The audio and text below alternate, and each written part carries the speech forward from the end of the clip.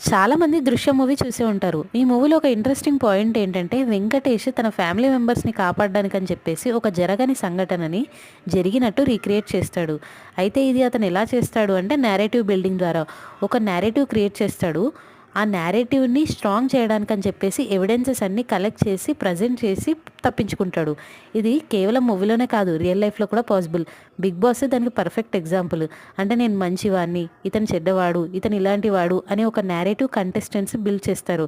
వాళ్ళ నేరేటివ్‌ని వాళ్ళు ఎలా స్ట్రెంథెన్ చేసుకుంటారు, ఎలాంటి మ్యానిపులేటివ్ స్కిల్స్ యూజ్ చేసి ఆడియన్స్‌ని ఫూల్ చేస్తారు అనేదే ఈ షో. ఇది మ్యానిపులేటివ్ షో. అలాగే మన పొలిటీషియన్స్ కూడా ఇండియన్ హిస్టరీని చాలా వరకు మ్యానిపులేట్ చేశారు. అఫ్‌కోర్స్ తాజ్‌మహల్ ఒక అద్భుతమైన కట్టడం. కానీ తాజ్‌మహల్ కన్నా అద్భుతమైన మాన్యుమెంట్స్ ఇండియాలో చాలా ఉన్నాయి. Like Ellora caves. దీన్ని రాక్ కట్ స్ట్రక్చర్ అంటారు. ప్రజెంట్ ఉన్న టెక్నాలజీతో కూడా అది కట్టడం ఇంపాసిబుల్. కానీ దానికి గుర్తింపు ఉండదు.